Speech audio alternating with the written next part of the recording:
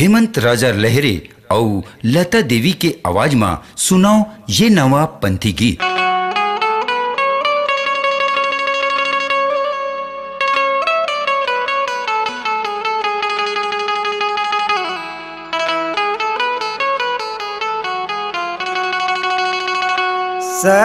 सतनाम सही नाम नहीं है, जत खाम सही खाम गाय। गुरु घासील बढ़ के संत नहीं है, और गिरौदपुरी सही धाम गा। चला चला चला चली हो गुरु के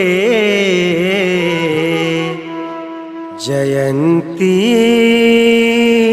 मनाबो ना। बोल परम पूज्य गुरु घासीदास बाबा की।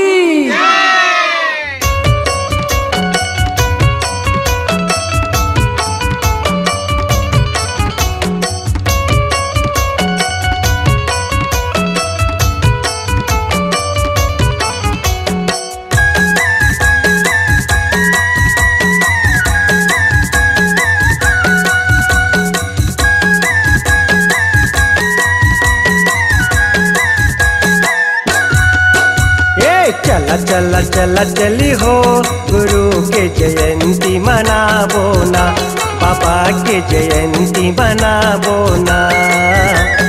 चला चला चला चली हो गुरु के जयंती मनाबो ना, बाबा के जयंती मनाबो ना। फूल पान नरियर धर के, फूल पान नरियर धर के मनौती मनाबो ना। चला चला चला चली हो गुरु के जयंती मनाबो ना, बाबा के जयंती मनाबो ना।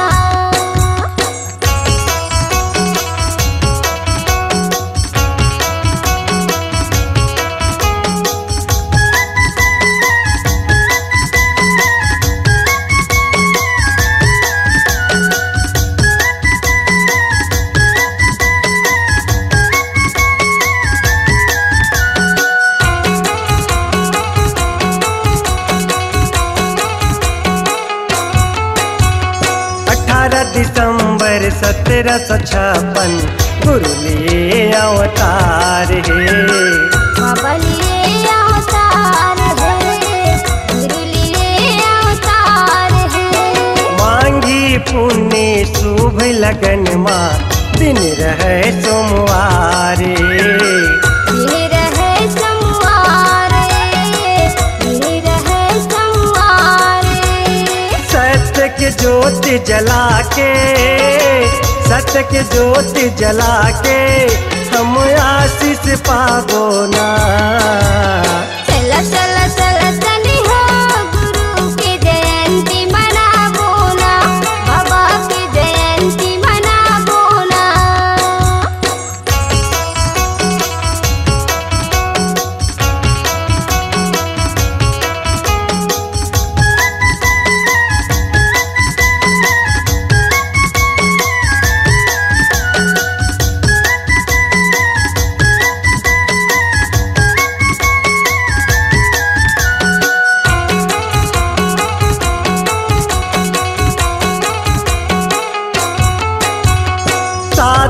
जीवन उच्च विचार के गुरु है रास्ता बताए हैं, बाबा है रास्ता बताए हैं, गुरु है रास्ता बताए हैं। सुमिरन कर ले सतनाम के ऐसे पाठ पढ़ाए हैं, ऐसे पाठ पढ़ाए हैं, ऐसे पाठ पढ़ाए हैं। मंगल पंथी गा के, मंगल पंथी गा के हम ध्वजा चढ़ाबो ना।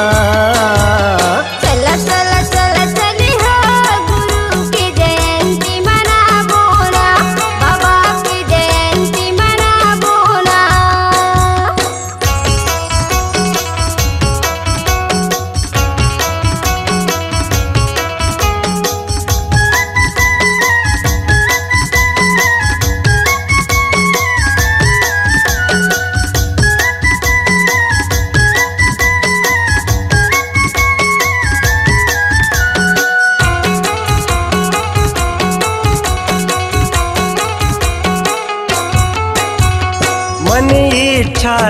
पूरा करही ले ले गुरु के नाम ला।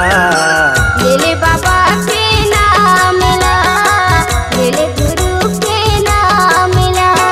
सादा चंदन कंठ जनेऊ बन ही बिगड़े काम हा। बन ही बिगड़े काम है, बन ही बिगड़े काम है। साधक भेष पहिर के, साधक भेष पहिर के पूजा आरती करे बोना। चल चल चल चल हो गुरु की जयंती मनाबो ना, बाबा की जयंती मनाबो ना। चल चल चल चल हो गुरु की जयंती मनाबो ना, बाबा की जयंती मनाबो ना। फूल पान नरियर धर के, फूल पान नरियर धर के मनौती मनाबो ना।